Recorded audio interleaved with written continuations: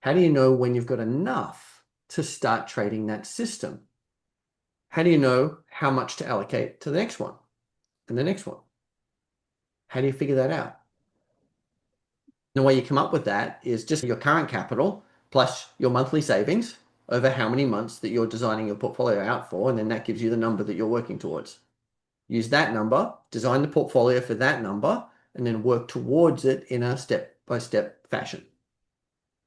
Now, what if you're not saving? What if you're just building confidence in this whole systematic trading thing? Let's say you've got $500,000 and you're like, I want to be a trader, but I'm not ready to trade my $500,000 yet. I'm just working towards that. But maybe in 3 years' time or 2 years' time or 1 year's time, I'm going to be confident enough to trade all that money. Same approach. What is the amount of money you're going to trade, and when are you aiming to be trading all of that money?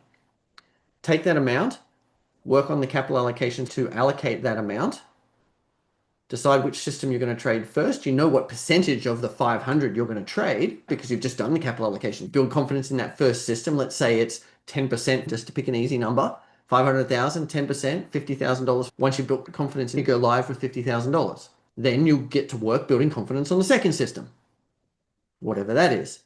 Once you've got enough confidence on it, then you go to your original capital allocation for the 500. What percentage did you decide on for the second system?